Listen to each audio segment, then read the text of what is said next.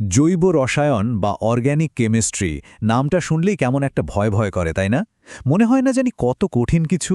কিন্তু যদি বলি যে এই বিশাল জটিল বিষয়টা আসলে শুধুমাত্র একটা মৌলের গল্প, হ্যাঁ, ঠিকই শুনছেন। চলুন আজ রসায়নের সেই আসল সুপারহিরো কার্বনের অবিশ্বাস্য দুনিয়াটা একটু ঘুরে দেখি। তো এই আলোচনায় আমরা কি দেখব? প্রথমে জানব জৈব রসায়ন ঠিক কিভাবে আমাদের জীবনের ভিত্তি তৈরি করে। এরপর আলাপ হবে আমাদের আজকের মূল চরিত্র মানে কার্বনের সাথে। আমরা দেখব ওর আলাদা আলাদা পরিচয় আর জানব ওর সেই সব আশ্চর্য সুপার পাওয়ারের কথা যা এই সবকিছু সম্ভব করে তুলেছে। তাহলে আর দেরি কেন? চলুন একদম গোড়া থেকে শুরু করা যাক। এই যে আমরা বলছি জৈব রসায়ন, জিনিসটা আসলে কি আর কেনই বা একে বলা হয় জীবনের রসায়ন? দেখুন, অর্গ্যানিক বা জৈব এই শব্দটার মধ্যেই কিন্তু আসল রহস্যটা লুকিয়ে আছে। শব্দটা এসেছে অঙ্গ বা অর্গ্যান থেকে, মানে যা কিছু জীবন্ত। কারণটা খুবই সহজ। আমাদের শরীর থেকে শুরু করে গাছপালা, পোকামাকড়, পৃথিবীর সমস্ত জীবন্ত জিনিসই আসলে কার্বনের যৌগ দিয়ে করা। এক কথায় বলতে গেলে এটা হলো জীবনেরই রসায়ন। আর সবচেয়ে অবাক করার মতো ব্যাপার কি জানেন? রসায়নের এত বড়, এত বিশাল একটা জগৎ, সেটা কিন্তু মূলত একটাই অধাতু মূলকে ঘিরে তৈরি। আর সেই গল্পের মূল নায়ক হল কার্বন। তো প্রশ্ন হল, কার্বনের মধ্যে এমন কি আছে, কি এমন বিশেষত্ব যা ওকে এতটা গুরুত্বপূর্ণ করে তুলেছে? চলুন ওর পর্যায় সারণীর পরিচয়পত্র বা স্পেকশিটটা একবার দেখে নেওয়া যাক।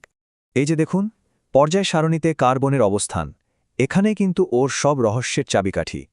গ্রুপ 14, পর্যায় 2, এই তথ্যগুলো তো আছেই, কিন্তু আসল জাদুটা লুকিয়ে আছে ওর বাইরের স্তরের ওই চারটে ইলেকট্রনে।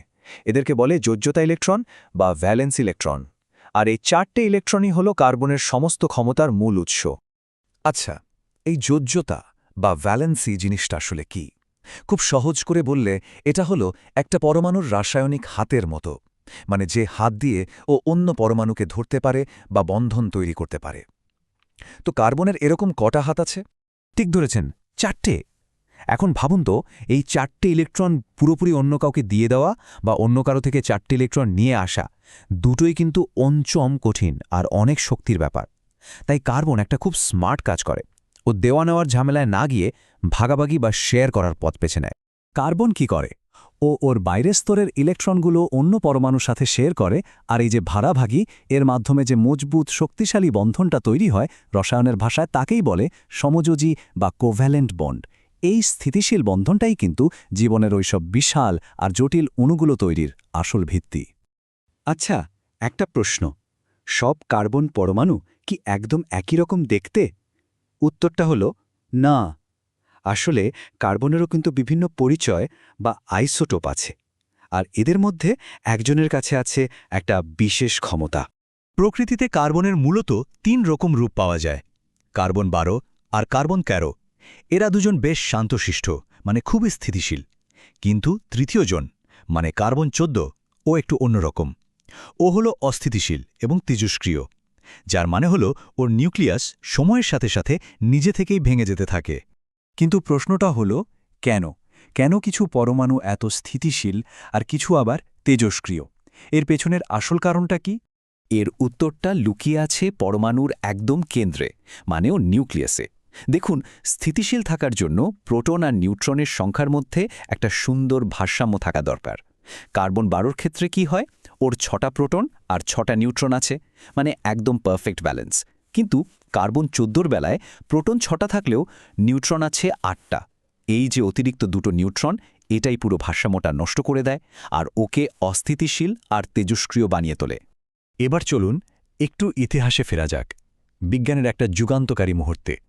একটা সময় ছিল যখন বিজ্ঞানীরা মনে করতেন যে জৈব যৌগ তৈরি করার ক্ষমতা শুধু জীবন্ত প্রাণীরই আছে।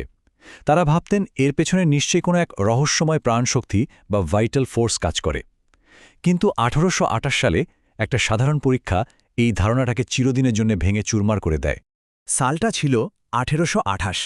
জার্মান বিজ্ঞানী ফ্রিডরিক ভোলার নিজের ল্যাবে এমন একটা কাজ করে ফেলেন যা সেই সময় ছিল প্রায় অকল্পনীয়। তিনি হয়তো নিজেও জানতেন না, কিন্তু তিনি অজান্তেই সেই সময়ের সবচেয়ে বড় বিশ্বাস, ওই প্রাণশক্তি তত্ত্ব বা ভাইটাল ফোর্স থিওরিকে একেবারে ভুল প্রমাণ করে দেন। যে তত্ত্বটা বলতো ল্যাবরেটরিতে জৈব যৌগ তৈরি করা অসম্ভব। ভোলারের পরীক্ষাটা কিন্তু ছিল অবাক করার মতো সহজ। তিনি অ্যামোনিয়াম সায়ানেট নামে একটা সাধারণ অজৈব লবণ নিলেন আর সেটাকে শুধু তাপ দিলেন, ব্যাস তাতেই তৈরি হয়ে গেল ইউরিয়া, ল্যাবরেটরিতে তৈরি হওয়া প্রথম জৈব যৌগ। এই একটা মাত্র পরীক্ষা প্রমাণ করে দিল জৈব যৌগ তৈরির জন্য কোনো রহস্যময় প্রাণশক্তির দরকার নেই। ভোলারের এই আবিষ্কারটা যেন একটা বন্ধ দরজা খুলে দিল। ইউরিয়া ছিল ল্যাবে বানানো প্রথম কঠিন জৈব যৌগ। এরপরই তো শুরু হয়ে গেল বিপ্লব। বিজ্ঞানীরা একে একে তৈরি করে ফেললেন প্রথম তরল জৈব যৌগ অ্যাসিটিক অ্যাসিড, আর তারপর প্রথম গ্যাসীয় যৌগ মিথেন। বলতে গেলে এখান থেকেই জৈব রসায়নের একটা নতুন যুগের শুরু হয়। তো ল্যাবরেটরিতে জৈব যৌগ তৈরি করা সম্ভব হলো, এটা তো বোঝা গেল। কিন্তু মূল প্রশ্নটা কিন্তু থেকেই যাচ্ছে, কেন কার্বন? কেন কার্বনেই লক্ষ লক্ষ কোটি কোটি বিভিন্ন যৌগ তৈরি করতে পারে? এর পেছনে কার্বনের কোন সুপার পাওয়ারগুলো কাজ করছে? কার্বনের সবচেয়ে বড়, সবচেয়ে গুরুত্বপূর্ণ সুপার পাওয়ারটার নাম হল ক্যাটিনেশন। ক্যাটিনেশন মানে কি? এর মানে হলো কার্বন পরমাণুরা নিজেদের মধ্যেই সাংঘাতিক শক্তিশালী বন্ধন তৈরি করতে পারে। ওরা যেন হাতে হাত ধরে লম্বা শিকল বা গোল রিং তৈরি করতে পারে। অন্য অনেক মৌল এটা চেষ্টা করলেও কার্বনের মতো এত স্থিতিশীলভাবে করতে পারে না। আর এই ক্যাটিনেশন ক্ষমতার জন্যই কার্বনের এত বৈচিত্র্য। ও চাইলে একদম সরল লম্বা চেন বানাতে পারে, আবার গাছের ডালপালার মতো জটিল শাখাযুক্ত কাঠামো গড়তে পারে। এমনকি নিজেকে গোল করে বাঁকিয়ে খুব স্থিতিশীল রিং বা বলয়ও তৈরি করতে পারে। এই যে বিভিন্ন রকম কাঠামো বানানোর ক্ষমতা, এটাই কিন্তু জীবনের অণু তৈরির মূল চাবিকাঠি। এখানেই শেষ নয়, কার্বনের টুলকিটে আরও অস্ত্র আছে। কার্বন পরমাণুরা নিজেদের মধ্যে শুধু একটাই নয়, বিভিন্ন ধরনের বন্ধনও তৈরি করতে পারে। যেমন দুটো ইলেকট্রন শেয়ার করে ওরা বানায় একক বন্ধন বা সিঙ্গল বন্ড, 4টে ইলেকট্রন শেয়ার করলে হয় দ্বিবন্ধন বা ডাবল বন্ড, আর 6টা ইলেকট্রন শেয়ার করলে হয় ত্রিবন্ধন বা ট্রিপল বন্ড। যেসব যৌগে শুধু একক বন্ধন থাকে তাদের বলা হয় সম্পৃক্ত বা স্যাচুরেটেড, কিন্তু যেখানেই ডাবল বা ট্রিপল বন্ড থাকে সেগুলো হলো অসম্পৃক্ত বা আনস্যাচুরেটেড। আর এই অসম্পৃক্ত যৌগগুলোই রাসায়নিকভাবে অনেক বেশি সক্রিয় হয়।